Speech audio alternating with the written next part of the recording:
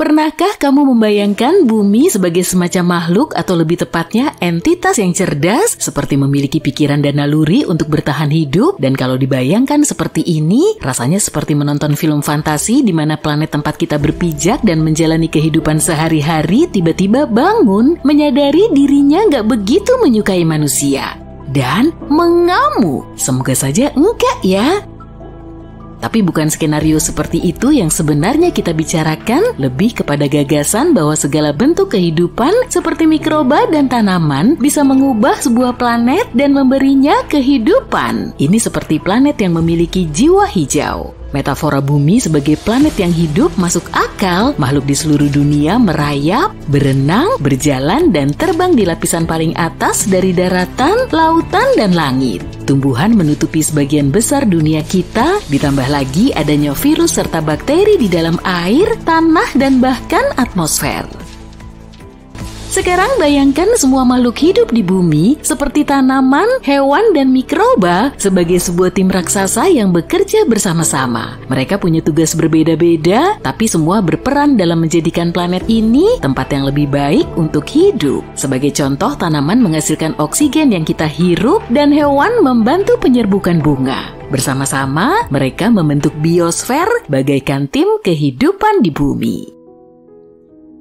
Dari situlah ide kecerdasan planet muncul, seperti halnya individu dan kelompok bisa punya kecerdasan, begitu juga sebuah planet. Para peneliti percaya kita bisa mengukur kecerdasan planet dari kemampuannya untuk bisa terus bertahan. Dan, seperti halnya manusia yang harus bekerja sama untuk bertahan hidup, kecerdasan kolektif sebuah planet diukur dari kemampuan seluruh kehidupan di dalamnya untuk bekerja sama mencapai tujuan yang sama.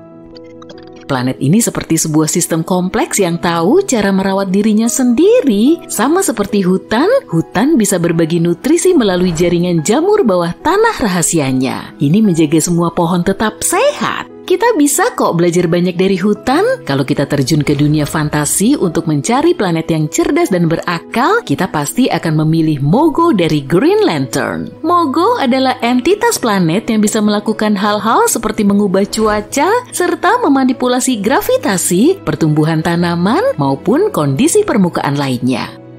Atau bagaimana dengan Pandora yang menakjubkan dari Avatar? Masih ingat adegan flora dan fauna yang memukau di sana dengan organ-organ yang menyerupai tentakel? Organ ini memungkinkan makhluk hidup untuk saling berhubungan satu sama lain pada tingkat saraf. Seakan seluruh planet ini merupakan satu otak raksasa dengan pohon-pohon, makhluk-makhluk, dan bagian lainnya sebagai sel-selnya.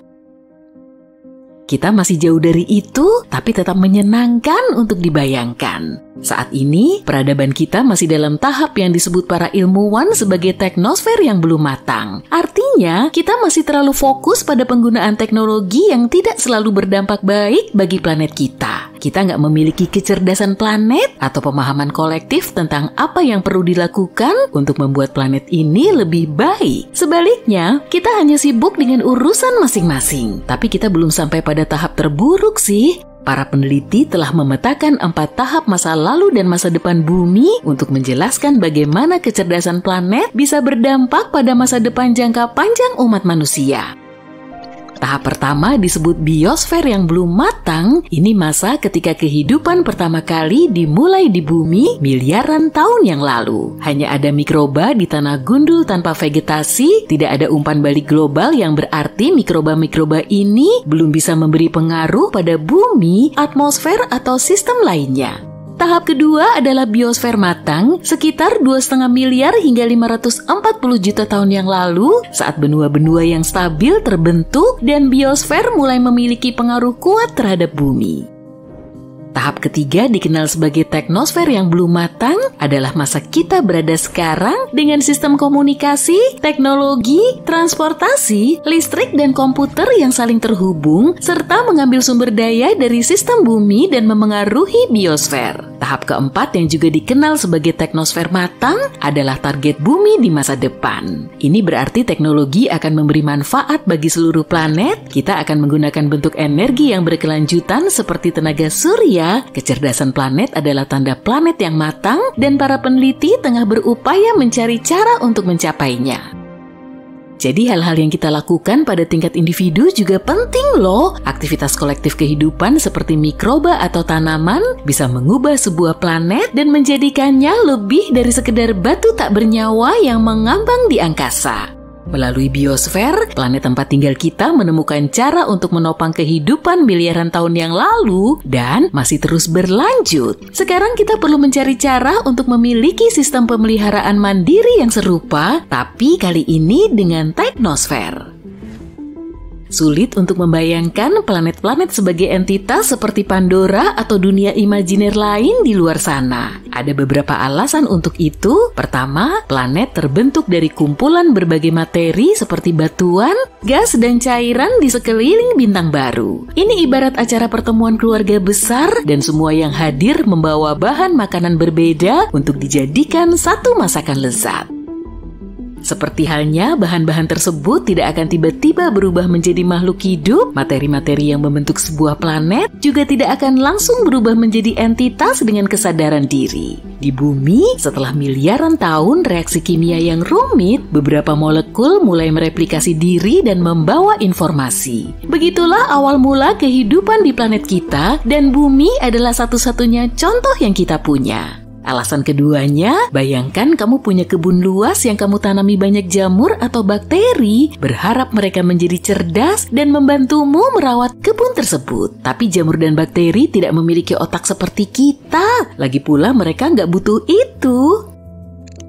Memiliki otak yang besar juga sangat berat bagi hewan. Butuh banyak energi untuk membuat otak tetap berfungsi. Jadi hewan hanya menjadi sepandai yang mereka butuhkan untuk bertahan hidup dan berkembang di lingkungan mereka. Anjing dan kucing cukup pintar karena mereka harus bisa menghindari bahaya dan mencari makanan, dan mereka tidak butuh kecerdasan seperti manusia untuk hal-hal seperti membangun rumah, membuat karya seni, atau menciptakan teknologi baru. Jadi akan sulit untuk membuat semua makhluk hidup dan tanaman untuk memiliki tingkat kecerdasan yang sama. Alasan ketiga, kenapa sebuah planet akan sulit untuk menjadi suatu entitas adalah aturan utama dari dunia hewan, yaitu sintasan yang paling layak. Setiap makhluk bersaing untuk mendapatkan sumber daya seperti air, makanan, dan ruang. Tidak hanya spesies berbeda yang bersaing satu sama lain, tapi juga individu-individu dari spesies yang sama. Bayangkan kepiting biola yang berebut wilayah di pantai, atau kawanan serigala yang berebut mangsa, atau aku saat melihat tempat kosong di pantai yang ramai. Persaingan semacam ini bukanlah dasar yang baik untuk kerjasama global. Ada beberapa pengecualian untuk aturan ini, misalnya pada semut. Mereka bukan makhluk paling cerdas di bumi, tapi ketika berkumpul dalam koloni, mereka bisa melakukan hal-hal luar biasa, seperti mengumpulkan makanan yang jauh lebih besar dari tubuhnya, membangun sarang, membesarkan anak-anaknya, dan bahkan bercocok tanam. Bahkan mereka beraktivitas seperti superorganisme yang disebut pikiran sarang, di mana setiap semut bekerja sama untuk mencapai tujuan bersama. Serangga seperti lebah dan semut sangat altruis dan bekerja sama untuk memastikan ratu mereka bereproduksi. Jika satu koloni semut yang besar mengambil alih seluruh planet kita, mereka bisa bertindak dalam satu pikiran dan bekerja untuk kepentingan koloni serta planet sampai kehabisan sumber daya. Tapi pada kenyataannya, sulit untuk membayangkan ada organisme, bahkan superorganisme, yang bisa mencapai tingkat kesadaran diri dan pikiran seperti itu. Terakhir, bagaimana cara kita untuk tetap terhubung? Dalam hal komunikasi, semut menggunakan feromon dan manusia menggunakan saraf. Kedua metode ini berfungsi baik untuk organisme kecil, tapi saat menyangkut entitas ukuran planet, akan sulit untuk melakukan komunikasi dengan cepat dan efisien. Jadi komunikasi dalam entitas ukuran planet akan jauh lebih lambat daripada yang kita lakukan di rumah, seperti dengan komputer atau ponsel pintar. Oke lah, kita masih harus terus bermimpi tentang Pandora. Apa yang terjadi ketika sebuah bintang kehabisan bahan bakar? Pertama-tama, anehnya bintang akan membesar hingga jutaan kali lipat ukuran aslinya. Saat inti bintang kehabisan hidrogen, bintang akan mengerut karena tarikan gravitasinya sendiri, tapi sebagian fusi hidrogen tetap berlangsung di lapisan atasnya. Saat mengerut, inti bintang akan memanas. Ini menyebabkan lapisan atas bintang ikut memanas dan mengembang. Diameter bintang pun bertambah. Semakin bertambah besar, bintang akan menelan materi apa saja, bahkan planet-planetnya sendiri. Para astronom sudah pernah mengamati bintang tepat sebelum atau sesudah menelan seluruh planet. Tapi sampai baru-baru ini, mereka belum pernah melihat proses itu sendiri. Para ilmuwan dari berbagai universitas melaporkan bahwa untuk pertama kalinya dalam sejarah, mereka berhasil menyaksikan bintang menelan planet. Dan peristiwa tragis ini terjadi bukan di galaksi yang jauh, melainkan masih di galaksi Bima Sakti, sekitar 12.000 tahun cahaya dari bumi. Para astronom melihat ledakan dari sebuah bintang yang masanya sekitar 0,8 sampai 1,5 kali massa matahari di dekat rasi bintang Aquila yang mirip elang. Bintang tersebut menjadi 100 kali lebih terang dari biasanya hanya dalam waktu 10 hari, dan setelahnya cahaya itu dengan cepat menghilang.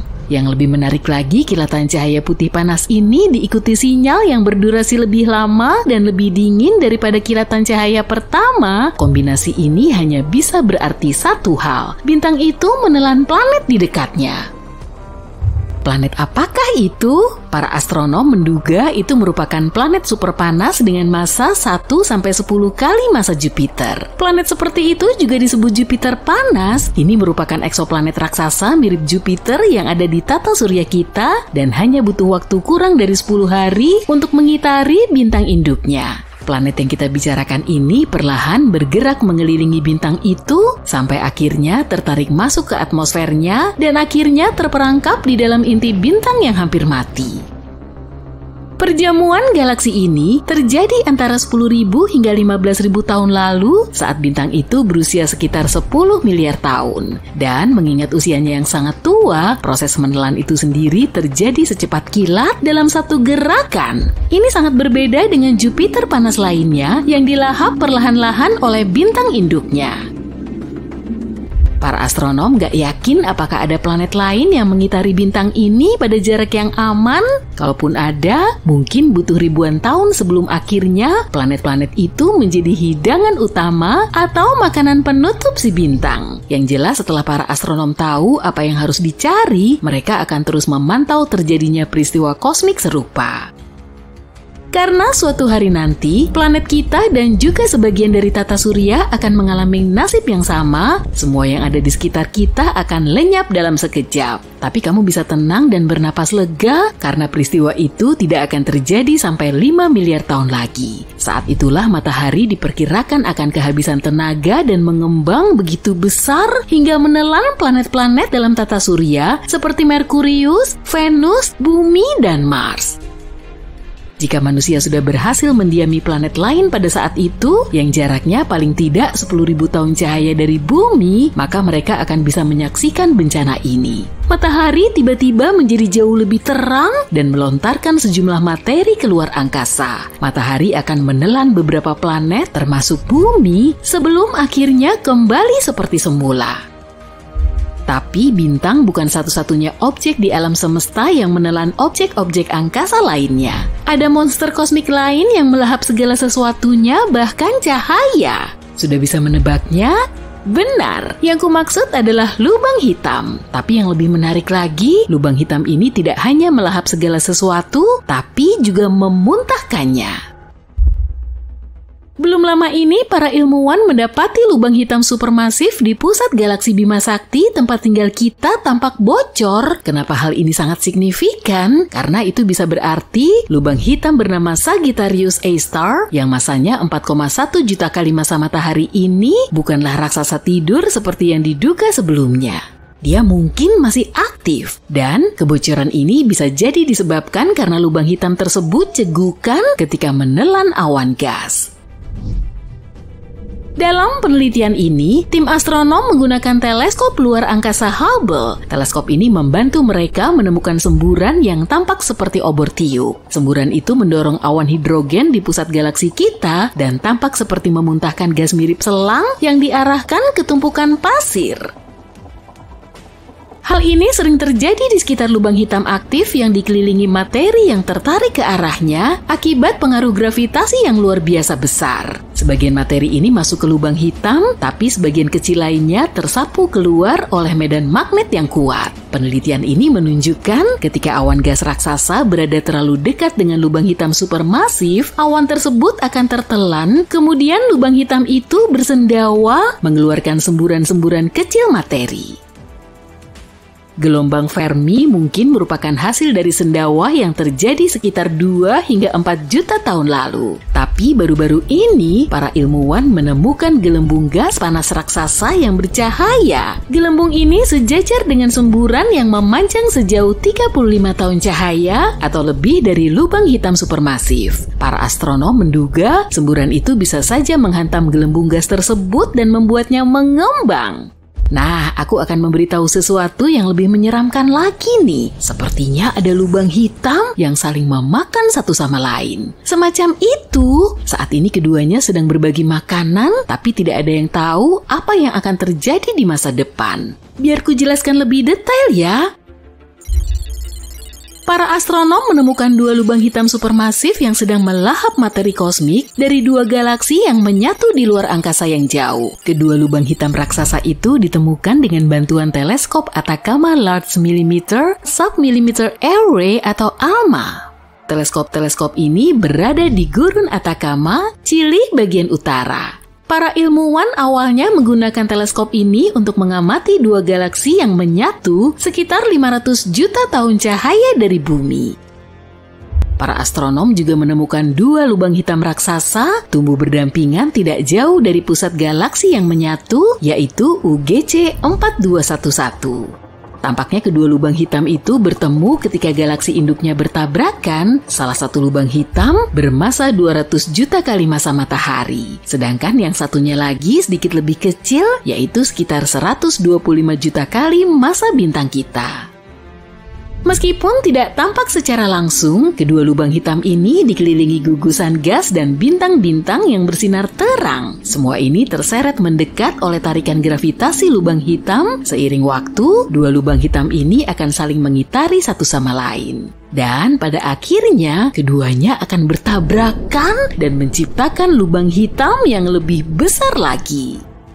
Para ilmuwan sudah mengamati kedua lubang hitam ini dari berbagai panjang gelombang cahaya dan sampai pada kesimpulan bahwa keduanya cukup unik. Jaraknya paling dekat satu sama lain dari semua lubang hitam yang pernah dilihat oleh para astronom. Jarak antara keduanya hanya 750 tahun cahaya yang secara astronomis berarti hanya bersebelahan. Yang lebih menarik lagi, jarak ini mendekati batas yang bisa dideteksi oleh teknologi modern. Menariknya, penyatuan massa yang sangat besar seperti itu lebih umum terjadi pada galaksi-galaksi yang jauh, karena itu teleskop-teleskop di bumi sulit menangkapnya. Tapi kepekaan ALMA membantu para astronom mengamati area yang terang dan padat di mana materi berputar di sekeliling lubang hitam. Bayangkan betapa terkejutnya para astronom ketika mereka tidak hanya melihat satu, melainkan 2 lubang hitam yang sedang melahap debu dan gas yang terbentuk akibat penyatuan masif di antariksa. Hal terpenting dari penemuan ini adalah kemungkinan besar pasangan lubang hitam seperti itu jauh lebih umum dari yang kita duga. Jika pasangan lubang hitam seperti ini sangat umum, maka akan lebih mudah bagi kita untuk mempelajari gelombang gravitasi yang terjadi saat lubang hitam bertabrakan. Gelombang semacam itu juga dikenal sebagai riak dalam ruang waktu. Untuk pasangan lubang hitam yang baru saja ditemukan, mungkin masih butuh waktu beberapa ratus juta tahun untuk keduanya saling bertabrakan. Tapi dengan mengamati perilakunya, para ilmuwan bisa mengetahui berapa banyak lubang hitam ganda yang akan bertabrakan di alam semesta. Ayo naik! Aku udah nyiapin tur keliling planet dekat bumi. Mari kita mulai dari Merkurius, planet terkecil di tata surya. Pada siang hari, suhu di permukaan planet ini bisa mencapai 430 derajat Celcius. Dan pada malam hari, suhunya bisa turun hingga minus 180 derajat Celcius. Suhu di sini sangat ekstrim karena planet ini tidak punya atmosfer. Sebagai gantinya, Merkurius punya eksosfer tipis. Itulah salah satu alasan kenapa Merkurius tidak bisa dihuni. Suhu dan radiasi matahari terlalu ekstrim bagi organisme apapun untuk bertahan hidup di sana. Sekarang, mari bayangkan cara untuk hidup di Merkurius. Lantas, seperti apa kehidupan di sana? Permukaan Merkurius mirip bulan. Seiring waktu, meteorit meninggalkan banyak bekas di sana. Tak seperti permukaan bulan, Merkurius berwarna coklat keabu-abuan. Sekarang, lihat ke atas. Ukuran matahari di Merkurius 3 kali lipat di bumi. Dan sinar matahari hampir 7 kali lebih terang. Kacamata hitam seperti apa yang bakal kita pakai kalau tinggal di sana ya? Bisakah kehidupan muncul di planet ini di masa depan? Kemungkinannya sangat kecil. Nah, bagaimana kalau kita mendarat di Venus? Kamu mungkin mengira planet terpanas di tata surya kita adalah Merkurius karena letaknya paling dekat dengan matahari. Namun kenyataannya, gelar ini jatuh ke Venus. Apa yang membuat Venus sepanas ini? Alasan terbesarnya adalah atmosfernya. Hampir seluruh atmosfernya terdiri dari karbon dioksida. Atmosfernya sangat tebal sehingga menyebabkan planet ini memanas tanpa henti. Pada dasarnya, gas atmosfer mencegah radiasi termal meninggalkan Venus. Jadi, planet ini tak bisa mendingin. Air di permukaannya pun terus berubah menjadi uap. Jika permukaan Venus adalah makanan, maka atmosfernya ibarat microwave. Itu sebabnya suhu di sini bisa mencapai 465 derajat Celcius. Bagaimana rasanya tinggal di Venus? Di bumi, musim berubah karena kemiringan planet. Namun, Venus tidak mengalami perubahan berarti sepanjang tahun. Kondisi siang dan malam hari juga lumayan konstan. Bagaimana dengan pemandangan langitnya? Awan di Venus tampak kuning atau putih cerah. Mereka sebagian besar terbuat dari asam sulfat beracun. Tapi kemudian, kenapa Venus tampak oranye kemerahan saat kamu melihatnya dari bumi? Bicara soal warna planet yang sebenarnya bisa menjadi urusan rumit. Rona benda luar angkasa ini mungkin berbeda saat kamu melihatnya dari planet lain. Jika kita melakukan perjalanan jauh ke Venus, permukaan coklat kemerahan akan menyambut kita. Molekul karbon dioksida dan asam sulfat menghalangi sinar matahari di permukaan Venus. Oleh karena itu, planet ini berwarna jingga kemerahan. Oh iya, apa kamu tahu Venus sering disebut kembaran bumi? Kedua planet ini punya ukuran yang hampir sama. Keduanya punya permukaan yang relatif muda dan atmosfer tebal berawan. Selain itu, orbit Venus juga paling dekat dengan bumi.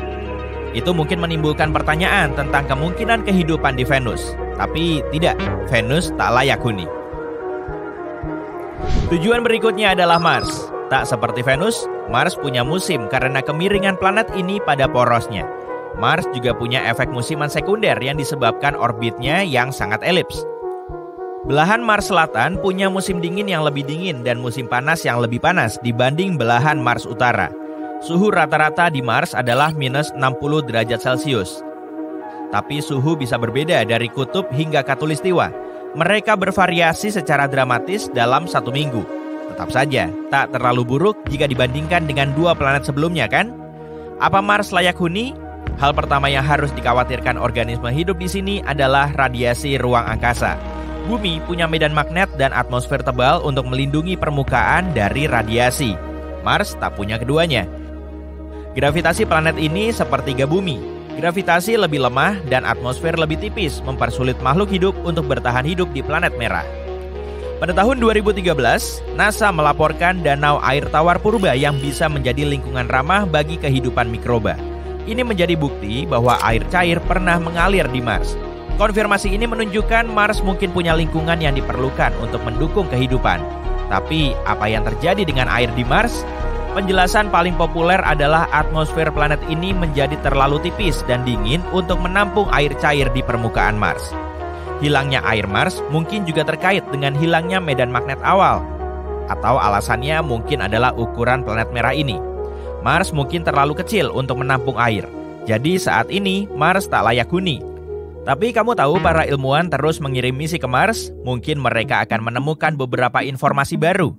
Kita lihat saja nanti ya. Sekarang Jupiter. Apa kamu pernah bertanya-tanya bagaimana rasanya hidup di planet terbesar di tata surya? Lingkungan Jupiter adalah tempat yang sangat tidak mungkin menopang kehidupan. Suhu dan komposisinya terlalu ekstrem untuk organisme apapun. Jupiter punya lapisan gas, sebagian besar hidrogen dan helium. Gas-gas ini memenuhi seluruh planet. Secara harfiah, tak ada permukaan padat di planet ini. Gas ini turun sampai ke intinya. Di bawah permukaan, gas ini menjadi cair dan berubah menjadi plasma karena tekanan atmosfer di sana jauh lebih kuat daripada di tempat manapun di bumi. Agar kamu bisa membayangkan, organisme di Jupiter harus menahan tekanan atmosfer 1000 kali lipat lebih kuat daripada di bumi. Bisakah makhluk hidup bertahan dalam kondisi seperti itu? Agak mustahil. Jupiter benar-benar tidak bisa dihuni. Tapi kamu pernah dengar bulannya, Europa, mungkin merupakan zona layak huni. Pindah lagi yuk, Saturnus. Ini planet terbesar kedua di tata surya. Seperti Jupiter, Saturnus adalah bola gas raksasa yang terutama terdiri dari hidrogen dan helium.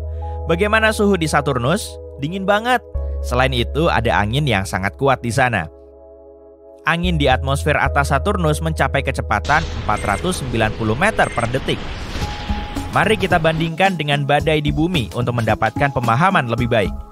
Badai terkuat yang pernah tercatat di bumi bergerak dengan kecepatan 107 meter per detik. Jadi jawaban atas pertanyaan apakah ada kehidupan di Saturnus? Tampaknya lumayan jelas, di sana tidak ada kehidupan. Perhentian berikutnya adalah Uranus, salah satu raksasa es terbesar.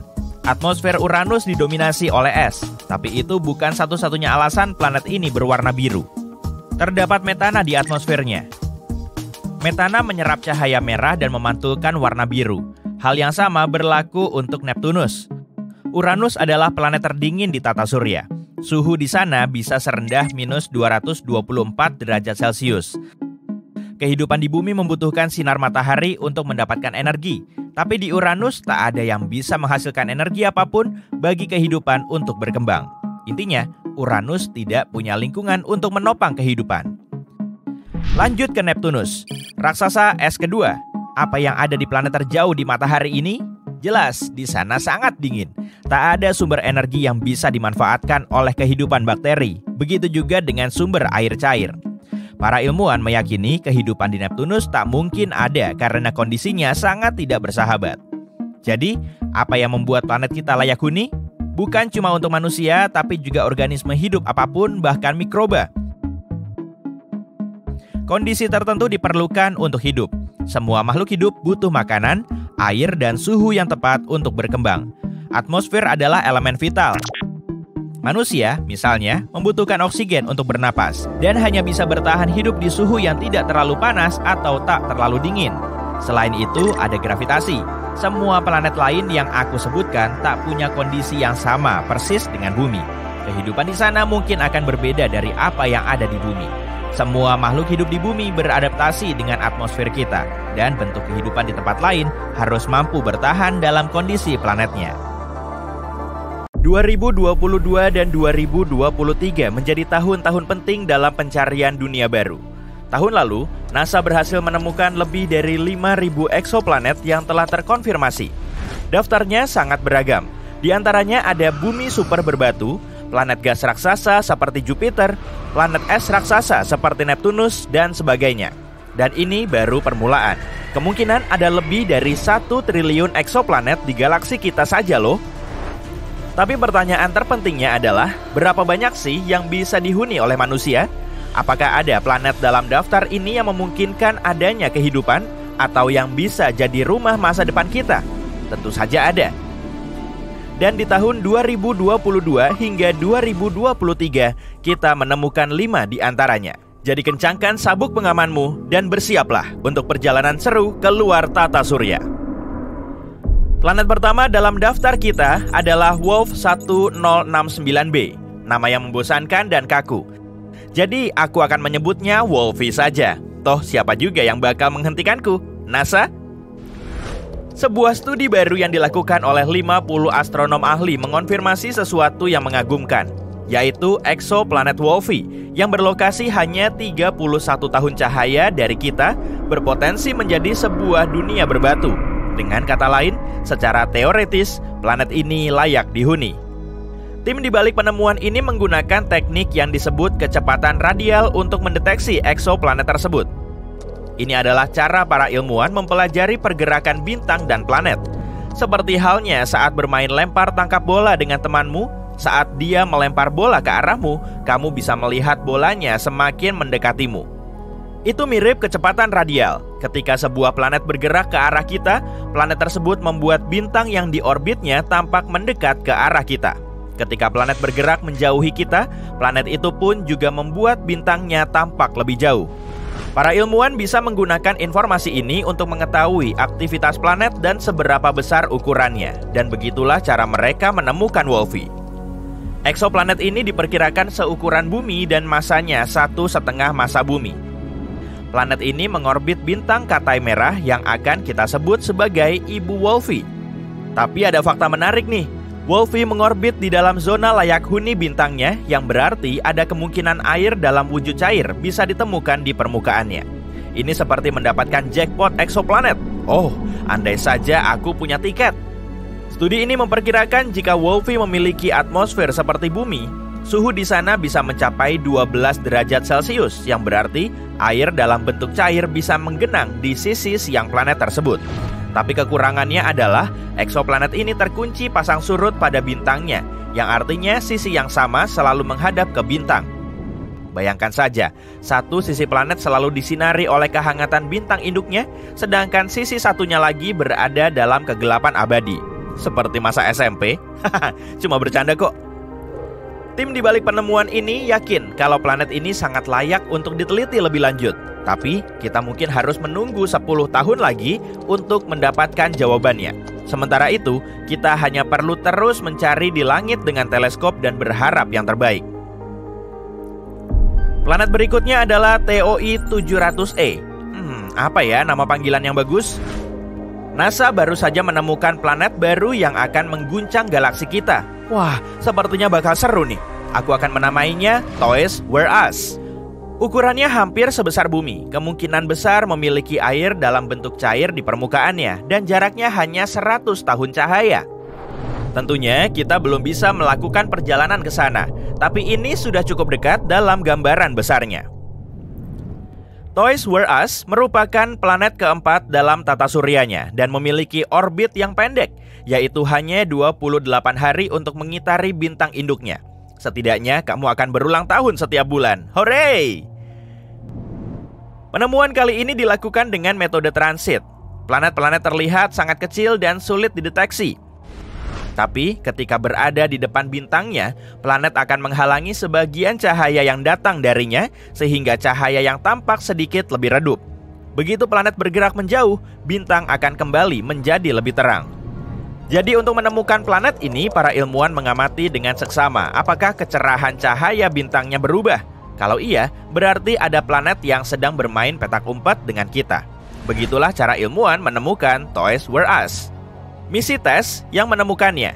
Misi ini menemukan 66 eksoplanet baru dan 2.100 kandidat lainnya yang masih menunggu untuk dikonfirmasi. TESS selama ini sibuk mencitrakan 75% bagian langit. Benar-benar efisien ya.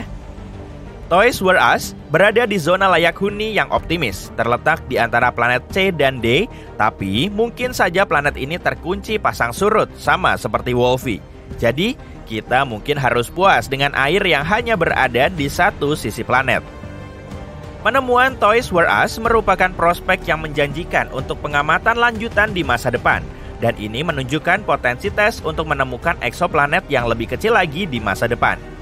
Siapa tahu, suatu hari nanti TESS akan menemukan rumah baru bagi manusia di antara bintang-bintang, atau setidaknya tempat liburan baru. Selanjutnya, ada si kembar GJ1002b dan GJ1002c. Galaksi menjadi semakin dekat dengan kita dengan ditemukannya dua eksoplanet yang akan kusebut Hansel dan Gretel, yang jaraknya sangat dekat dengan tata surya kita. Benar, kedua planet mirip bumi ini jaraknya kurang dari 16 tahun cahaya, atau hanya satu lompatan dalam istilah luar angkasa. Sebagai perbandingan, Proxima Centauri b merupakan eksoplanet dengan masa paling mendekati bumi dengan jarak 4,2 tahun cahaya. Jadi, kedua tetangga baru ini termasuk yang paling dekat dengan kita. Keduanya mengitari bintang Katai Merah yang masanya hampir 1/8 masa matahari. Cukup dingin dan redup ya, tapi nggak apa-apa. karena kedua planet ini berada sangat dekat dengan bintangnya. Hansel membutuhkan waktu 10 hari untuk mengitari bintang induknya, sedangkan Gretel butuh waktu sekitar 21 hari. Berarti lebih sering ulang tahun, ya kan? Penemuan ini didapat oleh tim ilmuwan internasional dan bukanlah sesuatu yang mudah. Tim tersebut harus bekerja sama dengan dua instrumen, yaitu espresso dan Carminis. Hasilnya, sebuah cafe latte. Bukan. Yang mereka dapatkan adalah pengukuran yang sangat akurat, sampai-sampai kamu bisa menghitung jumlah kawah di permukaan planetnya. Hebatnya lagi, planet-planet tersebut berada di zona layak huni bintang induknya dan memiliki ukuran yang sangat pas, sehingga menjadi kandidat sangat bagus untuk dilakukan studi atmosfer di masa depan. Ketua penelitian mengatakan bahwa alam sepertinya ingin menunjukkan pada kita kalau planet serupa bumi itu sangat umum. Dengan penemuan ini, kita sekarang tahu ada 7 planet dalam sistem keplanetan yang berada cukup dekat dengan matahari. Siapa sangka tetangga kita bisa begitu ramah? Kesimpulannya, penemuan Hansel dan Gretel merupakan lompatan besar bagi umat manusia. Jadi, mari kita angkat segelas H2O atau apapun yang bisa diminum di eksoplanet dan ayo rayakan! Planet terakhir dalam daftar kita adalah LP890-9C yang akan kusebut Bob. Bumi super yang berada sekitar 98 tahun cahaya ini kira-kira 40% lebih besar daripada bumi tempat tinggal kita. Selain itu, planet ini punya kembaran yang akan kusebut Ray, yang ukurannya hingga 75% lebih besar dari bumi. Semakin banyak ruang tentu lebih baik, bukan? Kedua planet ini mengitari bintang Katai merah. Sayangnya, Ray cukup panas karena suhunya diperkirakan mencapai 123 derajat Celcius. Jadi, jangan disentuh ya. Saudaranya, Bob, berada di zona layak huni bintangnya, sehingga kemungkinannya besar untuk adanya kehidupan di sana. Tapi perlu diingat, suhu sebenarnya dari planet-planet itu bergantung pada atmosfernya. Ada kemungkinan bahwa Bob, yang merupakan planet terluar, memiliki efek rumah kaca yang besar, membuatnya lebih mirip Venus daripada bumi.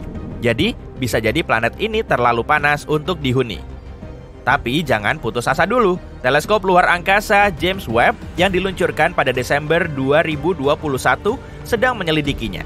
Dengan teknologi mutakhir dan instrumen canggih termasuk spektograf, teleskop ini bisa mengintip ke dalam atmosfer eksoplanet dan mengungkap planet-planet mana saja yang bisa dihuni. Jadi kita lihat nanti apa yang ditemukannya. Planet ini sudah tercatat sebagai planet terestrial dalam zona layak huni nomor 2 paling disukai. Sekarang, planet ini masuk dalam daftar 7 planet mirip bumi lainnya yang jaraknya sekitar 40 tahun cahaya dari kita. Mungkin planet-planet itu akan menjadi rumah baru kita di masa depan. Atau mungkin kita perlu memperbaiki rumah yang kita miliki saat ini. Tapi sampai saat itu tiba, nikmati momen ini dan rayakan semua penemuan baru ini. Gak ada yang tahu berapa banyak lagi planet yang akan kita temukan di masa depan, mengingat perkembangan teknologi yang begitu pesat setiap tahunnya. Apakah ribuan planet? Jutaan? Sementara itu, Bob dan Ray, Hansel dan Gretel, Toys Were Us, Wolfie dan ibunya, mereka semua akan selalu ada di luar sana menunggu kita. Apakah matahari bisa padam? Misalnya nih, kalau kita siram sama semua air di samudra yang ada di bumi atau bahkan lebih dari itu, bakal gimana ya jadinya? Yuk cari tahu. Alam semesta adalah tempat yang penuh misteri. Sejak dulu, para ilmuwan banyak berselisih pendapat tentang luar angkasa. Tapi kita nggak pernah meragukan keberadaan satu objek, yaitu matahari. Pusat tata surya kita. Objek ini besar, terang, dan abadi. Enggak juga sih. Sebenarnya matahari cuma bintang biasa yang terdiri dari 75% hidrogen, sedikit helium, dan sedikit banget unsur berat. Semua itu disatukan oleh gravitasi. Tapi sekitar 5 miliar tahun lagi, siklus hidup matahari akan berakhir karena hidrogen di dalamnya akan habis. Bintang kita ini perlahan akan membesar dan ukurannya akan jadi tak terbayangkan. Lalu matahari akan mulai melahap semua planet yang ada di dekatnya. Saat itulah kita menyesal berada di dekat matahari. Setelah melahap semuanya, bintang ini akan menjadi raksasa merah selama 1 miliar tahun lagi. Dan cepat atau lambat, sang surya akan menyusut, lalu redup, berubah menjadi katai putih. Pada akhirnya tak akan ada yang tersisa dari bintang ini selain nebula, planet terterang, dan berwarna-warni. Tapi nggak usah takut, sekarang matahari ada di pertengahan siklus hidupnya. Bintang ini terbentuk sekitar 4,5 miliar tahun lalu, yang berarti sisa hidupnya masih selama itu juga. Untungnya kita lahir saat matahari sedang pada masa terbaik dan paling stabil, jadi nggak ada alasan untuk khawatir. Tapi coba kita bayangin skenario yang berbeda. Yuk!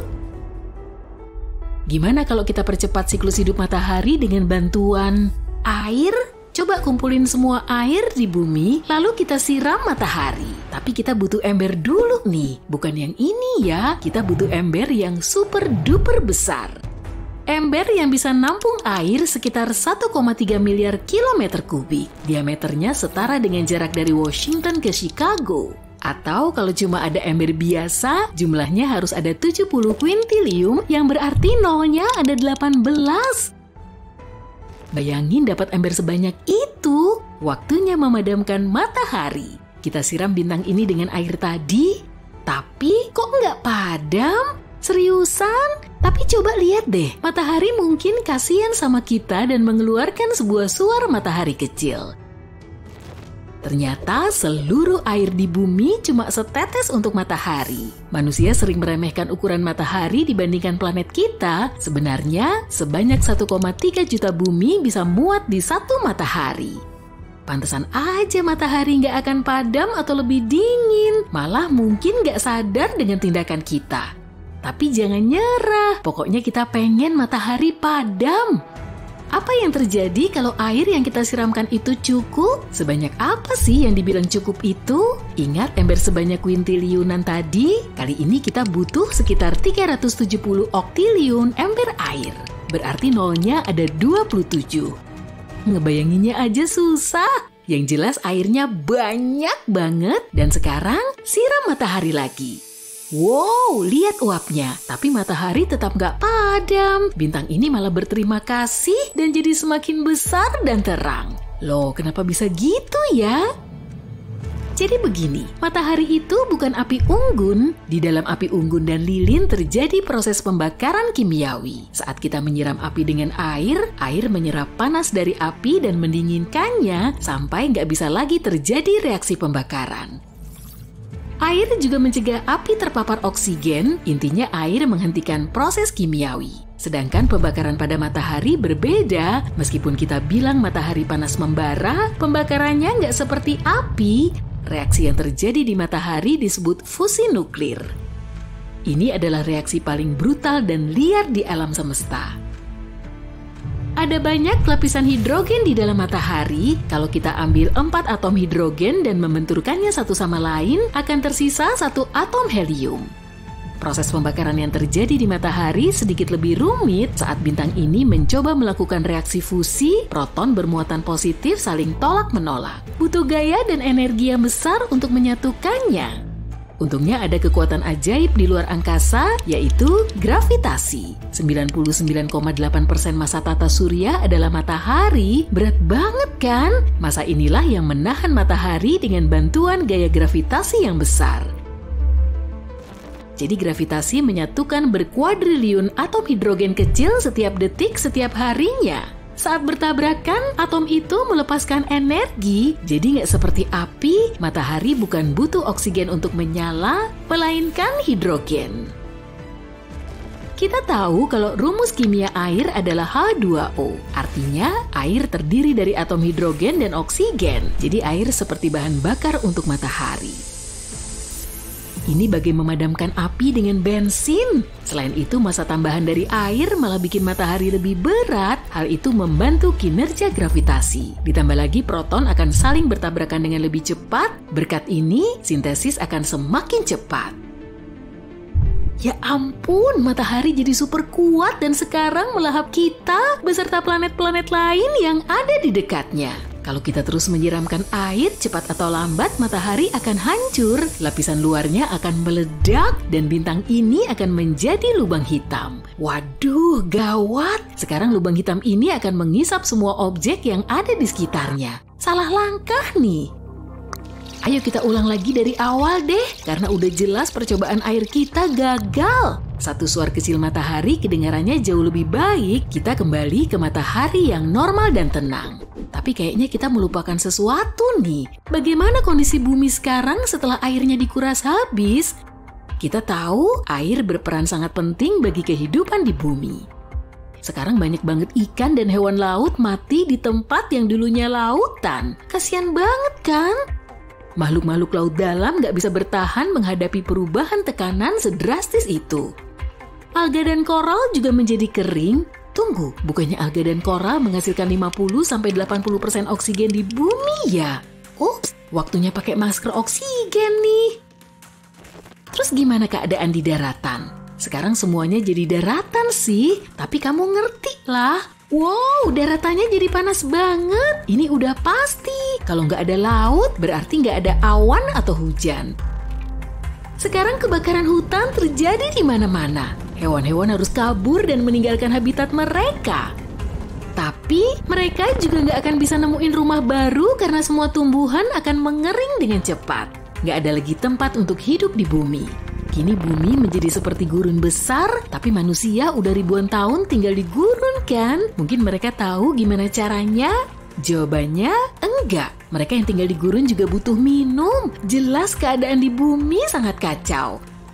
Semua yang masih bertahan hidup saling berebut tetesan air terakhir. Itu pun kalau ada makhluk yang masih hidup, sekeras apapun mereka berjuang, nasib mereka udah jelas. Laut menyerap banyak sekali karbon dioksida dan panas dari matahari. Laut juga menyebarkan panas ke seluruh bumi sehingga nyaman dihuni. Dan begitu laut hilang, suhu akan naik dengan cepat hingga minimal 121 derajat Celcius. Tapi meskipun suhunya nggak seberapa, sekarang udah nggak ada lagi awan. Padahal awan juga mencegah kita terkena radiasi matahari loh. Jadi kita juga terpapar dampak langsung cahaya matahari. Harapan kita tinggal gunung-gunung es, tapi karena suhu udah panas banget, gunung es pun mencair. Padahal mungkin gunung es ini jadi harapan terakhir umat manusia. Tapi suar mataharinya keren sih, dasar manusia. Bersiaplah teman-teman karena kita akan memulai perjalanan yang luar biasa. Dengan bantuan para ilmuwan super pintar dan penelitian mereka, kami telah meminta AI untuk membawa kita kembali ke masa 2 miliar tahun yang lalu dan menunjukkan kepada kita seperti apa bumi kita yang mengagumkan ini. Jadi, kencangkan sabuk pengamanmu dan mari kita cari tahu. Dahulu kala saat bumi masih bayi, sekitar 4,5 miliar tahun yang lalu, masuk ke dalam mesin waktu dan berkunjung ke sana merupakan sebuah kesalahan besar. Seluruh tempat itu sangat berantakan. Pertama-tama, tanahnya masih lengket dan cair, jadi pendaratan mesin waktumu akan menjadi resiko besar. Sekarang, begitu kamu mencoba keluar, kamu akan melihat bumi yang sama sekali berbeda dengan yang kita kenal sekarang. Landskapnya adalah gabungan dari pegunungan terjal, lautan yang berkilauan, dan daratan yang membentang luas. Bayangkan, gunung berapi yang meletus dengan semburan api, menyemburkan gas dan abu ke udara. Ini seperti pertunjukan kembang api yang luar biasa. Dan bahkan jika kamu memiliki mesin baru yang canggih yang bisa melayang dan memiliki perisai khusus untuk menangani panas, kamu masih akan kesulitan bernapas. Soalnya atmosfer bumi pada masa awal agak muram. Awan tebal menggantung di langit, memberikan bayangan misterius di daratan di bawahnya. Udara setipis bisikan, dan dipenuhi dengan berbagai macam gas yang menarik, seperti hidrogen dan helium. Karbon dioksida berputar-putar, memberikan warna hijau yang cerah. Uap air melayang di udara, menciptakan rasa lembab dan kabut yang menyegarkan. Oh, dan mungkin ada sedikit amonia dan metana yang membuat suasana semakin menarik. Banyak gas keren kan? Tapi tunggu, ada yang kurang oksigen. Jadi, jika kamu menarik napas dalam-dalam, kamu tidak akan merasakan desakan udara yang biasa mengisi paru-parumu. Di daratan, belum ada hutan yang rimbun atau pepohonan yang menjulang tinggi. Sebaliknya, kamu akan menemukan medan berbatu yang terjal. Beberapa bebatuan purba ini memiliki bekas-bekas kekuatan yang kuat, tabrakan dan gempa bumi yang telah membentuk daratan ini selama jutaan tahun. Namun di tengah-tengah semua keindahan purba ini, sesuatu yang menakjubkan akan segera terjadi. Kehidupan pada tahap awal sedang berevolusi dan mempersiapkan diri untuk memasuki masa kejayaannya. Organisme sederhana seperti ganggang dan bakteri menguasai tempat ini. Mereka tumbuh subur di lautan, menggunakan karbon dioksida yang melimpah untuk tumbuh dan berkembang biak. Perairan penuh dengan aktivitas, dengan bentuk kehidupan mikroskopis yang berwarna-warni dan bergerak cepat seperti kota yang sibuk. Organisme kecil ini bekerja keras, melepaskan oksigen saat mereka melakukan kegiatannya. Mereka seperti pabrik kecil yang secara perlahan mengubah komposisi atmosfer. Jadi, seperti inilah rupa bumi pada masa awal, kurang lebih. Tapi, mengapa ia begitu buruk dan bagaimana bisa berubah begitu banyak sejak itu? Panas bumi berasal dari berbagai macam hal yang terjadi selama pembentukannya. Pertama, ada panas yang sangat besar yang sudah dikemas ke dalam objek-objek yang bersatu membentuk planet kita. Kemudian, ketika bumi tumbuh semakin besar dan kuat, gaya gravitasinya mendapat dorongan tenaga yang besar. Gaya gravitasi ini menarik lebih banyak benda, tapi juga memberikan pelukan yang sangat kuat pada bumi, meremas segala sesuatu dengan erat. Dan kalian tahu apa yang terjadi ketika benda-benda terhimpit? Benda-benda itu akan memanas seperti panci presto. Pemanasan yang luar biasa ini berdampak besar pada struktur bumi. Bayangkan bumi sebagai sekumpulan batu, logam, dan mineral. Namun, ketika suhu bumi memanas, bebatuan dan logam menjadi sangat panas sehingga meleleh. Dan coba tebak, logam yang lebih padat tenggelam ke pusat dan menjadi inti bumi, sedangkan batuan yang lebih ringan melayang ke atas dan menjadi kerak dan mantel. Seolah-olah bumi memutuskan untuk memisahkan diri, menciptakan lapisan-lapisan yang terpisah. Para ilmuwan menyebut pemisahan liar ini sebagai diferensiasi. Namun, pemanasan tidak berhenti sampai di situ. Dengan semua percampuran dan pergerakan ini, bumi menjadi semakin panas. Rasanya seperti menyalakan api di dalam oven planet raksasa. Semua panas yang luar biasa ini memiliki konsekuensi yang serius. Suhu bumi yang tinggi membuat segala sesuatu bergerak dengan sangat cepat. Lempeng-lempeng tektonik menari-nari seakan-akan tidak ada hari esok, membuat permukaan bumi menjadi sangat aktif dan penuh dengan gejolak geologi. Oh, dan bukan hanya itu, bumi juga dihujani oleh beberapa pengunjung kosmik yang hebat. Bayangkan begini, ketika bumi sedang sibuk mengumpulkan berbagai macam puing-puing angkasa saat pembentukannya, bagian lain dari tata surya sedang mengalami kekacauan. Saturnus dan Jupiter memutuskan untuk mengacaukan keadaan dengan mengubah orbitnya, mengirimkan sejumlah besar benda-benda masif yang meluncur ke arah bumi. Tabrakan-tabrakan ini bukan main-main.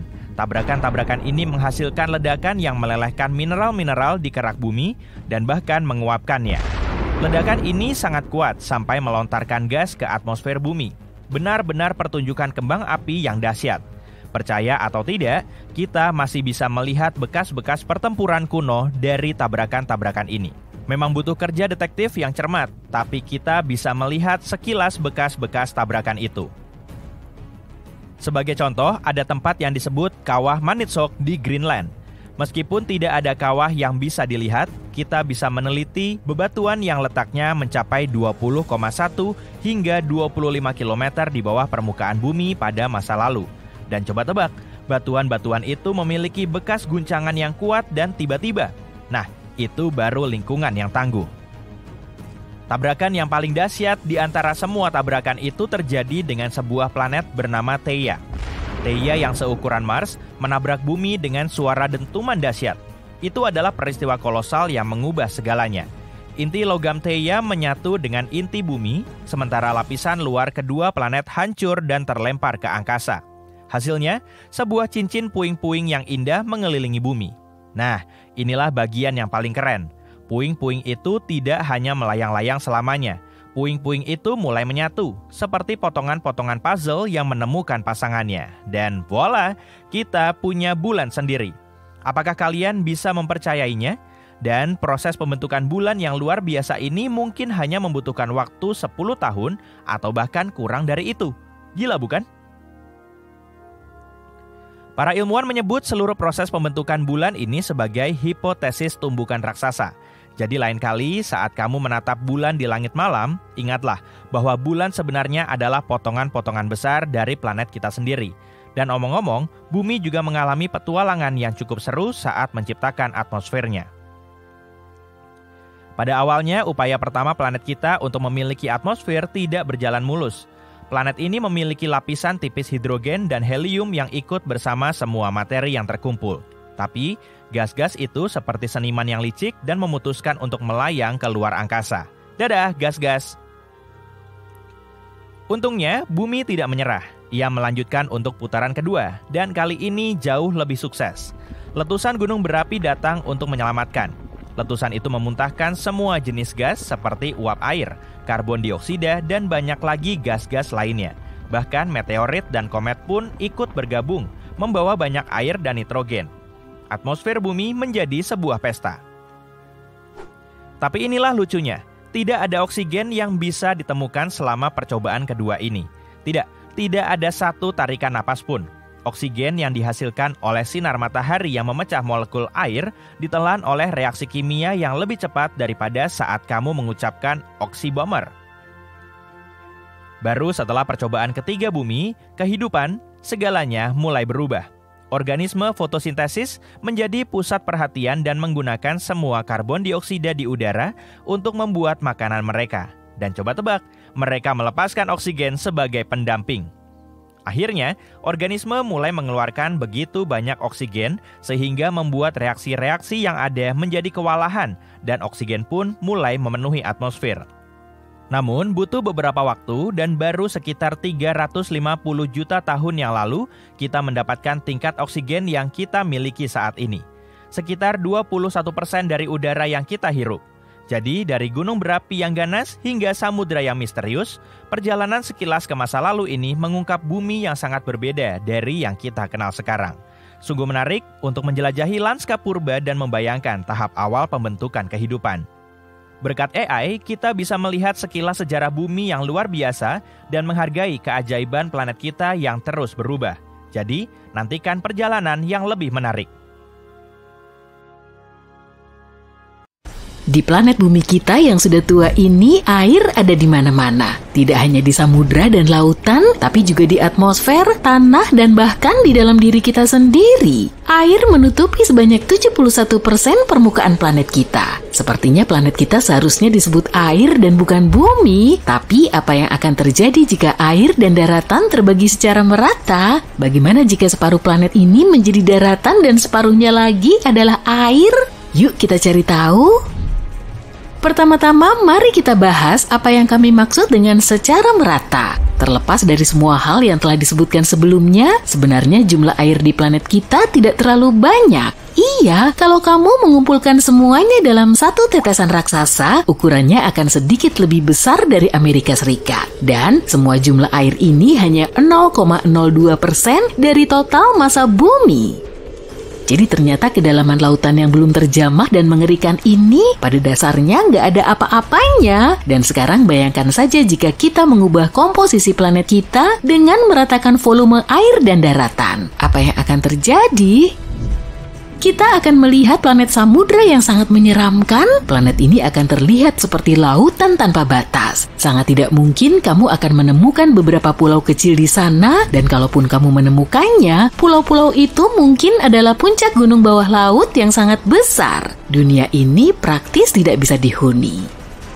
Kalau berada di permukaannya, kamu tidak akan bisa melihat matahari atau apapun di langit. Kamu nggak akan tahu jam berapa sekarang atau di mana tepatnya kamu berada. Semua itu karena kabut dan awan yang sangat tebal dan cuaca seperti ini akan menjadi permanen di planet tersebut. Selain itu, kamu bahkan tidak akan mengerti di mana ujung kabut dan air bermula. Semua itu karena kelembapannya akan setinggi itu.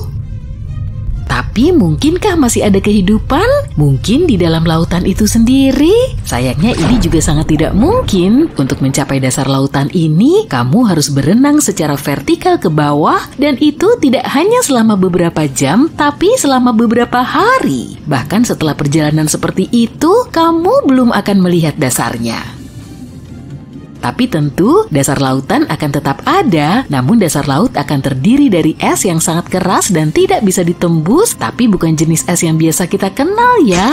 Es ini akan sangat eksotis, ada beberapa jenis es yang berbeda yang disebut S5, S6, dan seterusnya. Biasanya jenis es ini tidak sedingin es biasa dan mungkin tidak akan mencair, bahkan pada suhu yang sangat tinggi.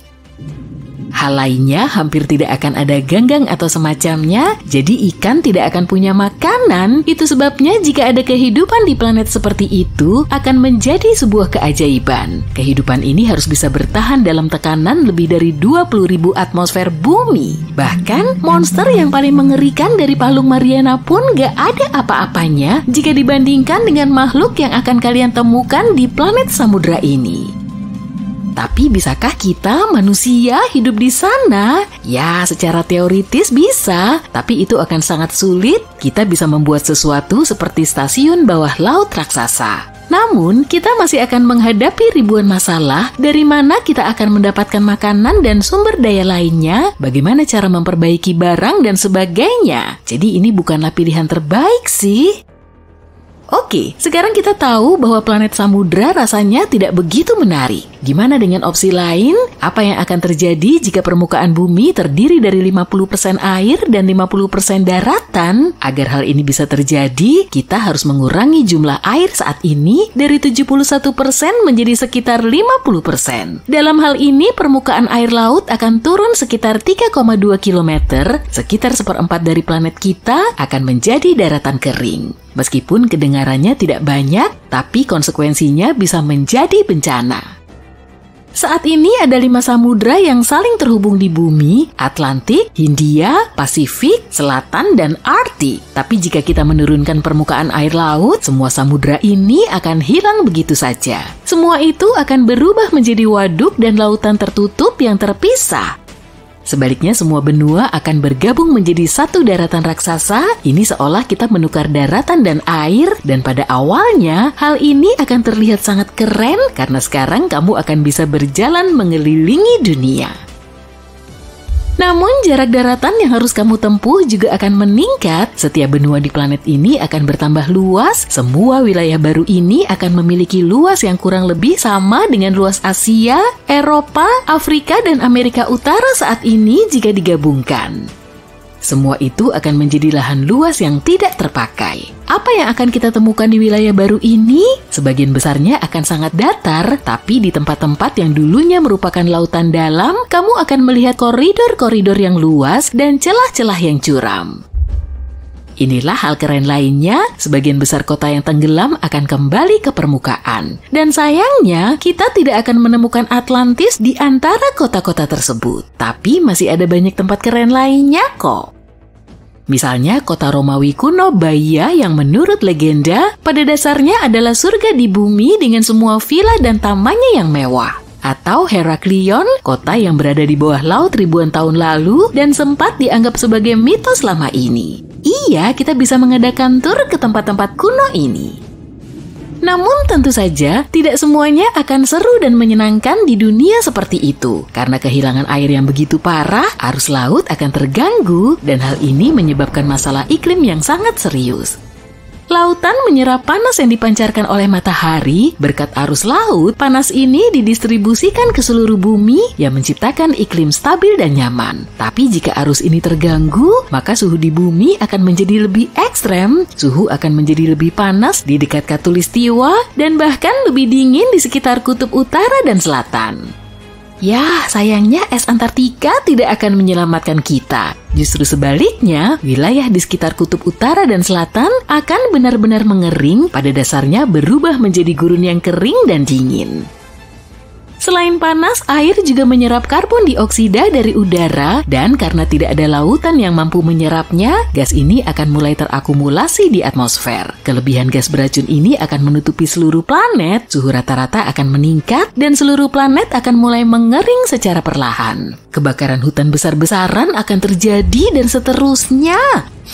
Sepertinya nggak asing ya. Lebih buruk lagi, tidak akan ada yang bisa memadamkan api ini. Karena ya hujan nggak bisa terbentuk dari ketiadaan kan? Jadi tingkat curah hujan akan turun dan ini akan menyebabkan kekeringan yang berbahaya. Kita akan melihat banyak gurun baru di semua benua.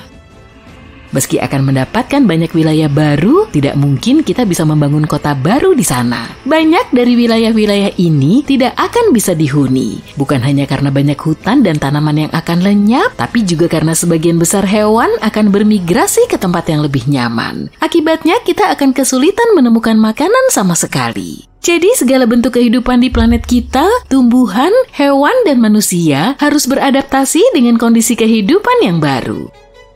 Makhluk hidup harus berevolusi dengan cepat dan terbiasa dengan kekurangan air yang terus-menerus. Hewan misalnya bisa menyusut ukurannya karena hal ini. Banyak hewan karena kurangnya rumput dan kelembapan akan beralih ke pola makan karnivora. Dan tentu saja kita harus mengucapkan selamat tinggal pada kehidupan laut yang melimpah. Banyak ikan akan menghilang selamanya.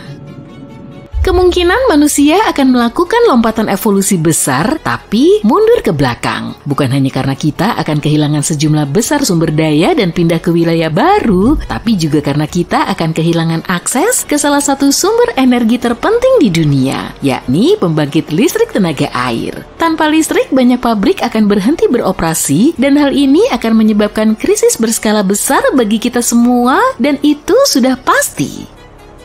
Jadi rasio air dan tanah kita saat ini adalah pilihan terbaik. Jika terlalu sedikit atau terlalu banyak air, konsekuensinya akan sangat buruk. Itulah sebabnya kita perlu melindungi kondisi yang ada saat ini dengan sungguh-sungguh.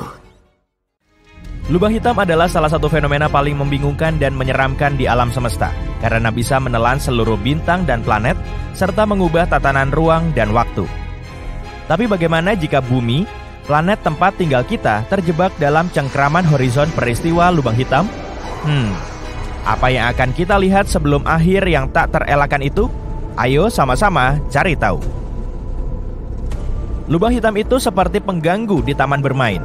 Kamu ingin menghindarinya sebisa mungkin. Ini merupakan wilayah di luar angkasa di mana gravitasi sangat kuat, sehingga nggak ada satupun, bahkan cahaya sekalipun, yang bisa lolos darinya. Ini seperti kebalikan Houdini. Seperti kepingan salju, setiap lubang hitam itu unik. Masing-masing memiliki massa, putaran, dan muatannya sendiri. Ukurannya pun berbeda-beda seperti celana jeans. Kecil, ramping, biasa, dan besar, atau semacamnya. Pokoknya ada 4 ukuran. Lubang hitam terkecil adalah yang bermassa bintang. Ini terbentuk saat bintang masif kehabisan energi dan mengerut. Lubang hitam ini layaknya Chihuahua di dunia lubang hitam. Ukurannya memang kecil, tapi sangat agresif. Objek-objek yang ada di dekatnya dilahap habis seperti anak anjing yang kelaparan. Dan bahkan, lubang hitam yang terkecil pun berukuran 3 kali lebih besar dari matahari. Selanjutnya, ada anak tengah dalam keluarga kosmik ini, yaitu lubang hitam bermassa menengah. Lubang hitam ini terlalu besar untuk dilahirkan dari bintang yang mati. Para ilmuwan menduga lubang hitam ini terbentuk ketika beberapa lubang hitam bergabung menjadi satu.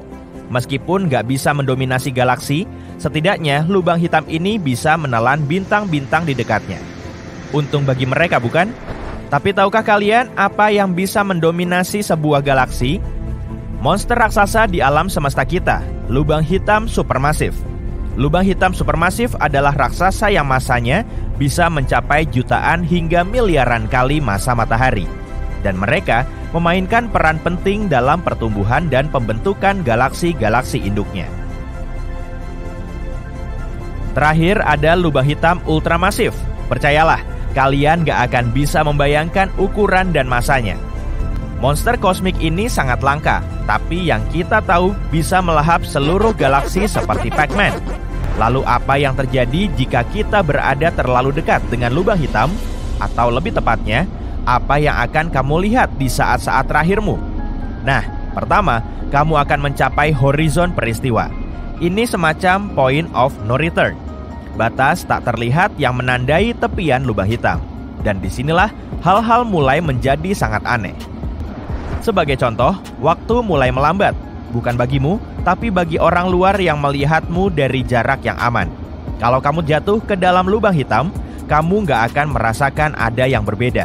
Tapi jika menyaksikan orang lain jatuh ke dalamnya, kamu akan melihat gerakannya melambat dan akhirnya membeku dalam waktu, seperti video yang dijeda. Efek semakin dekat, kamu akan mulai melihat beberapa hal yang sangat menakjubkan. Gravitasi akan membuat cahaya di sekitarmu berbelok dan terdistorsi, menciptakan semacam efek rumah cermin. Kamu bahkan bisa melihat lingkaran cahaya di sekeliling lubang hitam yang dikenal sebagai cincin foton atau semburan partikel berenergi tinggi yang dimuntahkan dari kutub-kutub lubang hitam. Kamu sebenarnya bisa berada cukup dekat dengan lubang hitam tanpa merasakan efek yang berarti. Hanya saja, saat sudah melewati horizon peristiwa, gak ada jalan untuk kembali. Tamatlah sudah. Setelah melewati batas ini, kamu gak akan bisa melihat apapun. Bagi orang yang melihatmu dari luar, akan terlihat seakan kamu menghilang tiba-tiba. Sementara itu, kamu mungkin akan mulai merasa tertarik-tarik, seperti spaghetti. Ini karena gravitasinya sangat kuat hingga menarikmu ke berbagai arah sekaligus. Bahkan ada istilah ilmiah untuk hal ini yang disebut spaghettification. Kita akan bahas linguinifikasi dalam video lain. Sekarang setelah berada di dalam lubang hitam, kamu akan menuju singularitas. Singularitas adalah titik dengan kerapatan tak terbatas di pusatnya, di mana semua materi diremas hingga berukuran satu titik. Ini seperti mencoba memasukkan gajah ke wadah korek api yang kecil, semuanya dipadatkan hingga sekecil mungkin. Artinya, ini saatnya mengucapkan selamat tinggal, dan kalau semua itu terdengar menakutkan, ada satu fakta menarik lainnya. Lubang hitam bukanlah sesuatu yang langka. Bahkan ada satu di pusat setiap galaksi termasuk Bima Sakti. Jadi, apakah itu berarti kita akan tersedot ke dalamnya? Dan jika iya, bagaimana tepatnya itu akan terjadi? Mari kita bahas. Bayangkan sebuah lubang hitam mendekati tata surya kita. Awalnya, lubang hitam itu hanya tampak seperti titik kecil di kejauhan. Tapi semakin dekat dengan bumi, tarikan gravitasinya mulai menciptakan kekacauan. Planet-planet mulai keluar dari jalurnya. Asteroid-asteroid terhempas dan komet-komet hancur berkeping-keping. Tapi meski kekacauan yang terjadi sudah begitu dahsyat, hal terburuk masih belum terjadi. Sungguh menakutkan.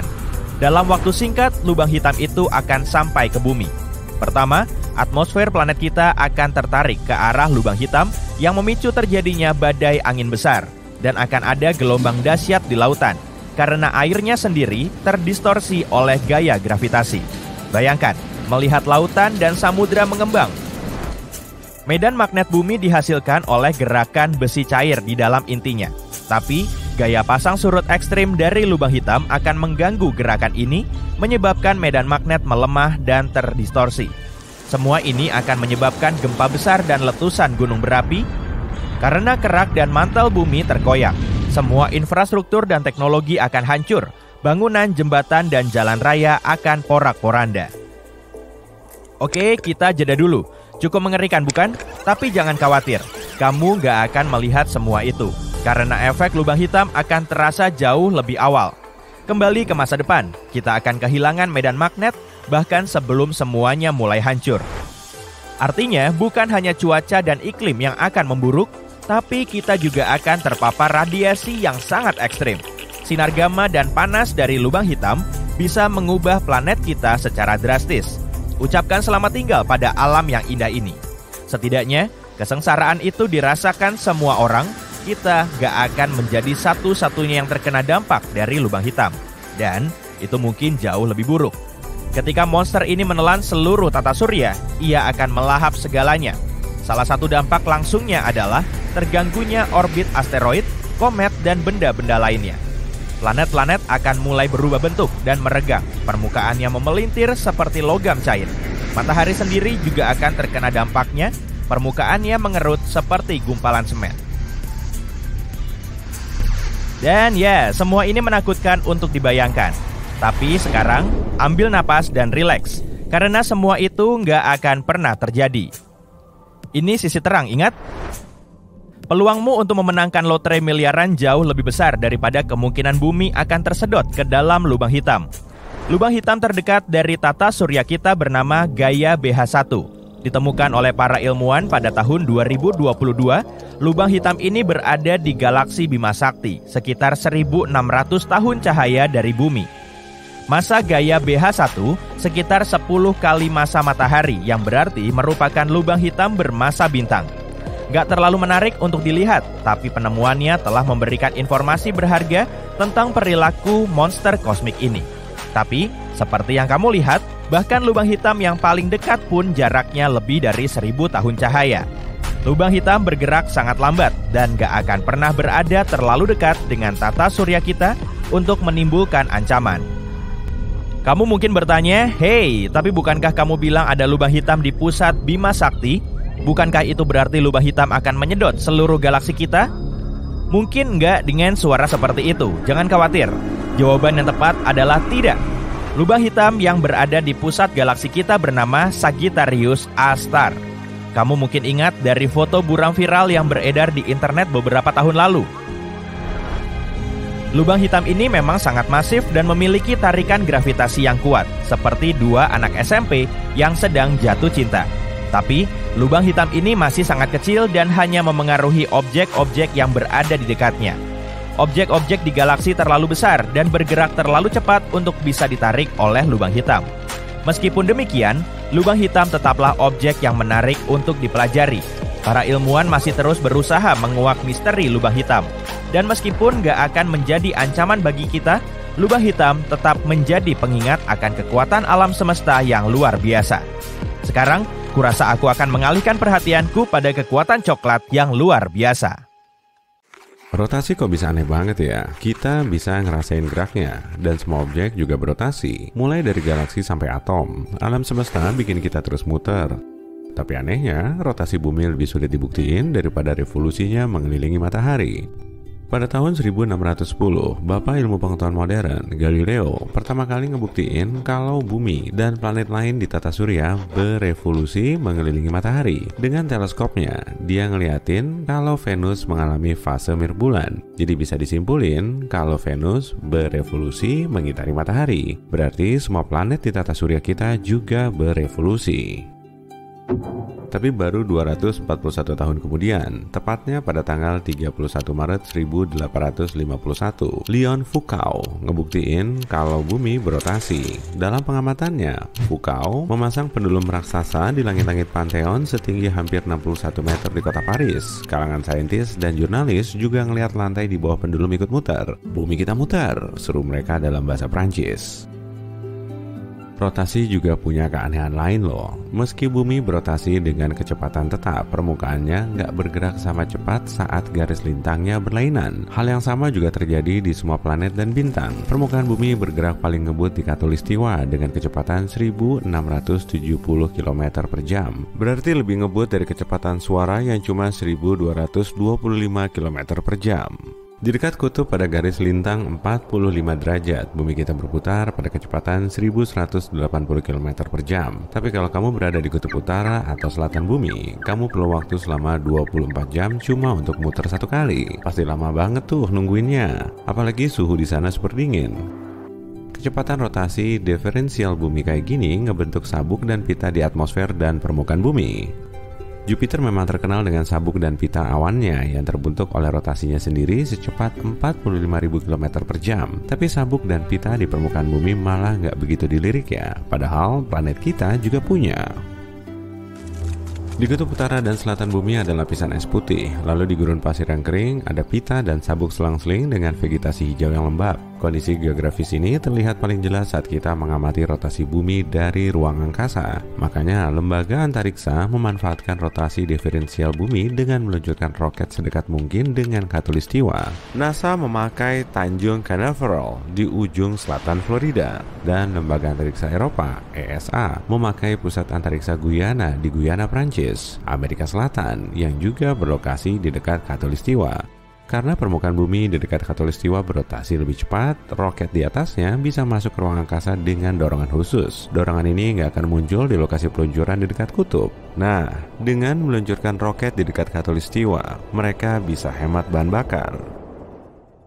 Sumbu rotasi raksasa gas Jupiter lebih tegak daripada sumbu matahari. Bintang induk kita ini miring pada sudut 6 derajat, sedangkan Jupiter cuma 3 derajat. Posisi Jupiter hampir tegak, dan kecepatan rotasinya juga tinggi, sehingga rotasi penuhnya cuma berlangsung kurang dari 10 jam. Jupiter bisa diibaratkan seperti giroskop raksasa, dengan keseimbangan giroskopis dan gaya gravitasinya yang sangat kuat, seluruh tata surya kita jadi stabil. Jadi bisa dibilang, Jupiter menghalau berbagai faktor pengganggu yang bikin kacau orbit planet lain di tata surya kita. Tanpa Jupiter yang berotasi mirip giroskop, tata surya kita mungkin nggak akan stabil selama miliaran tahun.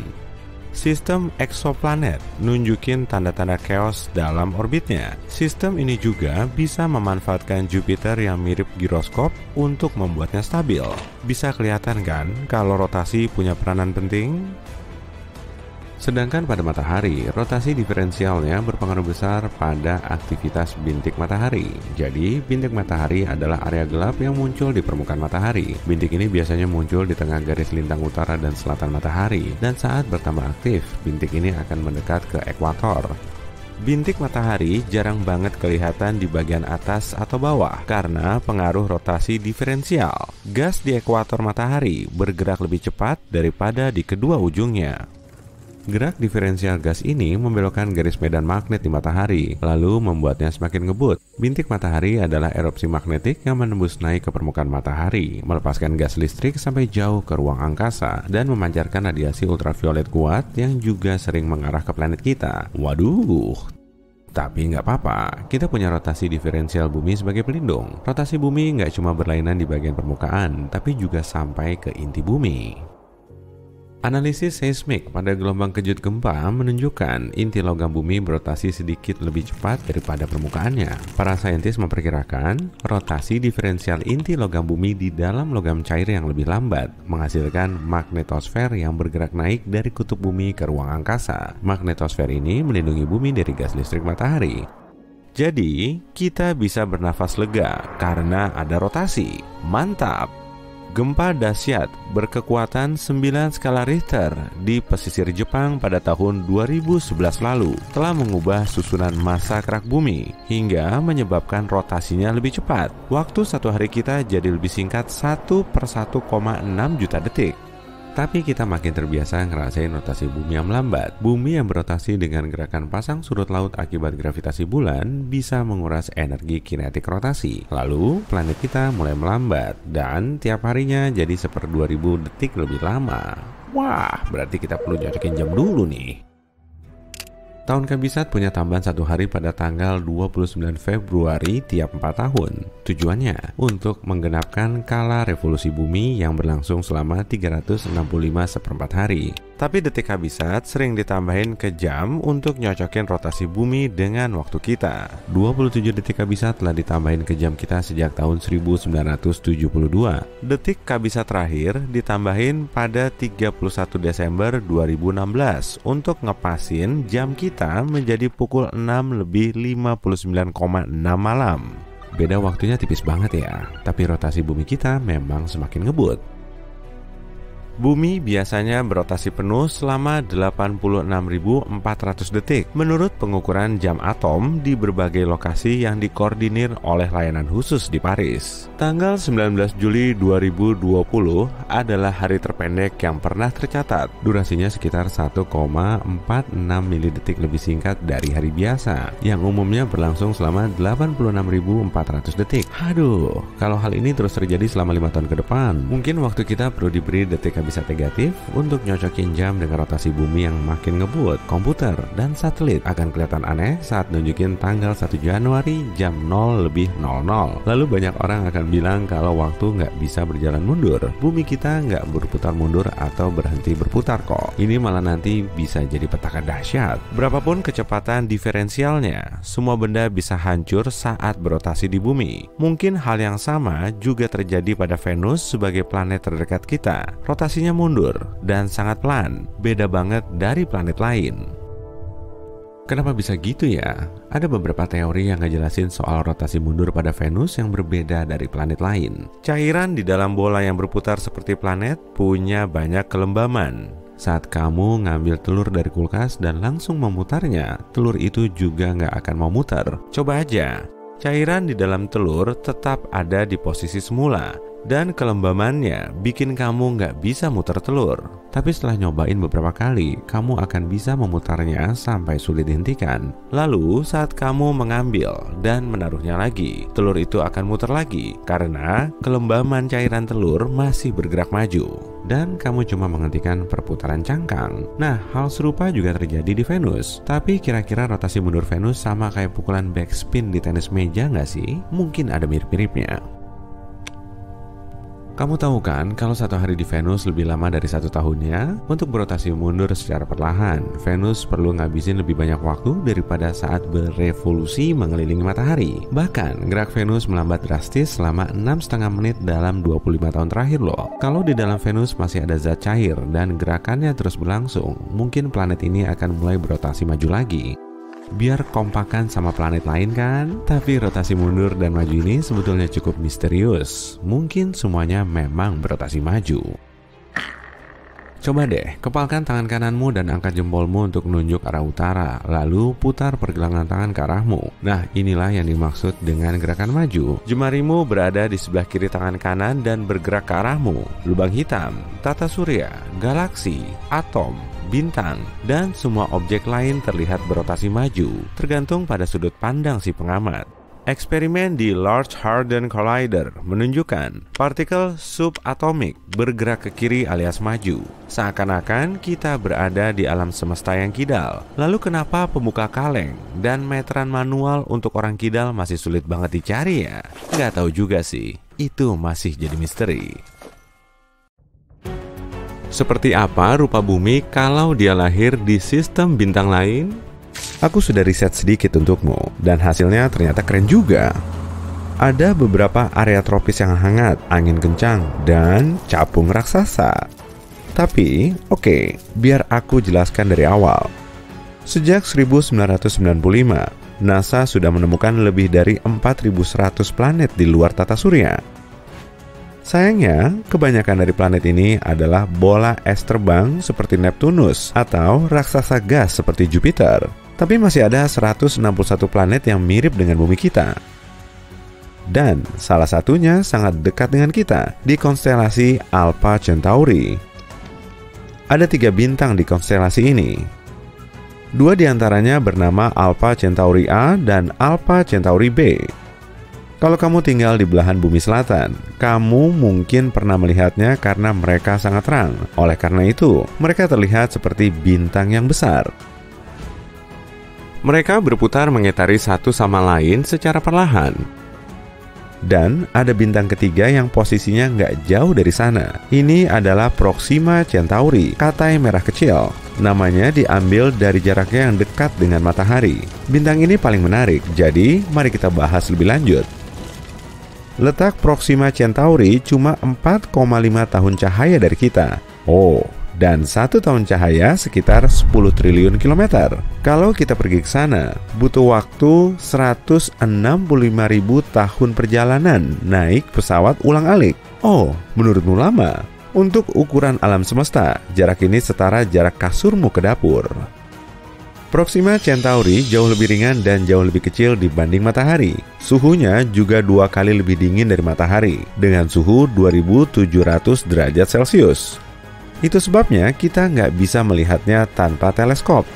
Namun, sisi terangnya, bintang ini akan terbakar selama triliunan tahun dan kamu nggak perlu khawatir kelak bintang ini akan memakan kita seperti matahari. Dan yap, planet kembar kita terletak tepat di sebelah Proxima Centauri. Planet ini bernama Proxima B. Ya, aku tahu, namanya kurang kreatif. Semoga kamu nggak ketuker ya. Planet ini sedikit lebih besar dan lebih masif daripada bumi. Planet ini terletak di zona layak huni Proxima Centauri. Artinya, mungkin ada air dan mikroorganisme di sana. Bukan nggak mungkin, kelak kita akan menemukan kehidupan di sana. Tapi saat ini kita nggak tahu banyak tentang planet misterius ini. Mungkin planet berbatu, mirip bumi kita, dan punya lanskap serupa, tapi ini cuma teori. Siapa tahu alam semesta cuma ngeprank kita. Pasti capek banget terbang 165.000 tahun cuma buat menemukan sebongkah es raksasa. Untungnya, kita mungkin nggak perlu menunggu selama itu. Para ilmuwan sedang mengembangkan teknologi yang memungkinkan kita bergerak dengan kecepatan mendekati kecepatan cahaya. Jika mereka berhasil, kita akan sampai di Proxima B hanya dalam 20 tahun. Tapi video ini bukan cuma tentang Proxima B, melainkan tentang apa yang akan terjadi kalau kehidupan bukan berasal dari tata surya kita, melainkan di Alpha Centauri.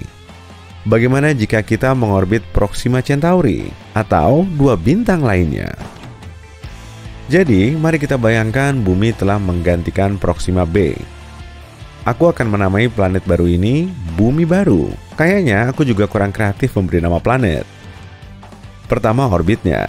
Bumi Baru harus 25 kali lebih dekat ke bintangnya dibanding Proxima B. Kalau enggak, planet ini akan sangat dingin.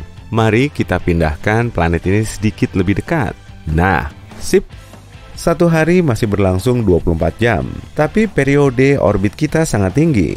Proxima B berputar di sekitar bintangnya dalam 11 hari, tapi kita akan melakukannya cuma dalam 8 jam. Hey, pesta ulang tahun setiap minggu. Aku sih mau. Bentar, ada masalah lain. Begini, Proxima Centauri adalah bintang suar.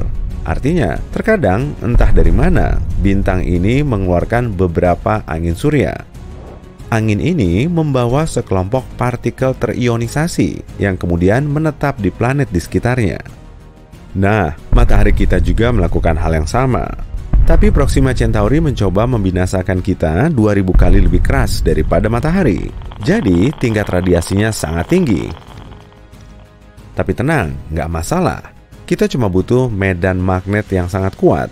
Medan magnet akan membantu kita menciptakan atmosfer sangat tebal yang bisa melindungi kita dari amukan Proxima Centauri. Jadi, di sini akan sangat hangat. Atau enggak? Ada masalah lain. Ilmuwan belum yakin bagaimana planet-planet Proxima Centauri berputar di sekitarnya. Bagaimana jika ternyata terkunci secara pasang surut, seperti bulan kita? Kalau begitu, setengah bumi baru akan jadi penggorengan, dan setengah lainnya akan jadi gurun beku. Nggak masalah, kita bisa bertempat tinggal di bagian tengah. Sebenarnya aneh, tapi bagian kutub utara planet ini pasti hangat. Dan jika putarannya menguntungkan kita, planet ini akan nyaman dan hangat. Suhu rata-ratanya sekitar 21 derajat Celcius, dan nggak ada suhu ekstrim. Di Bumi Baru, kita punya lebih banyak air. Cuaca di sini umumnya lumayan parah. Akan ada angin kencang dan hujan yang lumayan merusak yang bisa berlangsung cukup lama. Tapi kamu bisa beradaptasi. Perubahan suhu jauh lebih terlihat di pegunungan. Sama seperti di bumi, makin tinggi kamu mendaki, makin dingin suhunya. Tapi di sini, dingin sekali di puncak. Oleh karena itu, gunung dan bukit punya hutan di bawah dan gurun tertutup salju di puncaknya. Tapi secara umum, suhunya seperti area tropis di bumi. Floranya sangat kaya, pohon-pohonnya sangat rendah, tapi rimbun. Atmosfer yang tebal juga membuat terbang lebih mudah. Jadi, akan ada banyak hewan terbang berukuran besar, seperti capung dengan lebar sayap sampai 5 meter. Lanjut ya. Langit di sini jauh lebih terang daripada di bumi, sangat berawan dan kadang sangat putih. Tapi langit berbintang malamnya indah dan cerah. Dan ada 4 matahari. Yang utama adalah Proxima Centauri. Kita juga bisa melihat 2 bintang Alpha Centauri yang terang. Dan terakhir matahari lama kita, yang terlihat seperti bintang yang terang dan jauh. Silakan mengenang bumi lama kita dulu. Ada beberapa planet di dekat kita, seperti Proxima Centauri C. Bintang induknya dikelilingi oleh 2 sabuk debu kosmik, jadi akan ada pemandangan malam penuh warna yang indah. Nah, apa yang kita miliki pada akhirnya adalah planet hijau yang agak aneh, tapi indah. Aku sih pengen banget pindah ke sana. Kalau kamu, tulis di kolom komentar ya. Oke, sekarang kita tahu apa yang akan terjadi kalau bumi kita lahir di dekat Proxima Centauri. Bagaimana dengan 2 bintang lainnya? Sayangnya, kita nggak bakal bisa berputar di dekat 2 bintang secara bersamaan. Para ilmuwan menduga bahwa Alpha Centauri A dan B punya planet bersama yang melompat dari satu orbit ke orbit lainnya. Tapi mungkin suhunya sangat dingin. Mari pilih Alpha Centauri A, sama seperti di bumi baru. Di sini, suhu rata-rata kita sekitar 21 derajat Celcius. Tapi sekarang, variasi suhunya lumayan besar. Dari minus 73 derajat Celcius di kutub selatan hingga 45 derajat di khatulistiwa. Wah, kita tinggal di dekat kutub utara aja. Satu harinya masih 24 jam, dan periode orbitnya 1 tahun 1 bulan, hampir sama dengan Alpha Centauri B, tapi periode orbitnya sekitar setengah tahun. Kondisi lainnya sangat mirip dengan yang ada di bumi. Perubahan musim hampir nggak terasa, suhunya juga nggak banyak berubah. Dimanapun kita menetap, bintang tetangga kita akan terlihat jelas, tapi kita mungkin nggak bakal melihat Proxima Centauri. Nah, udah deh. Tentu saja, semua ini mengasumsikan kondisi yang sempurna. Sama seperti di bumi, satu perubahan kecil, entah itu atmosfer tipis atau jarak yang lebih jauh dari bintang, semua akan berakhir buruk. Kita beruntung sekali ada di bumi. Meski begitu, peluang menemukan planet layak huni sangatlah tinggi. Bahkan dengan kemungkinan terkecil, akan ada sekitar 15 juta planet di alam semesta kita yang mungkin menampung kehidupan.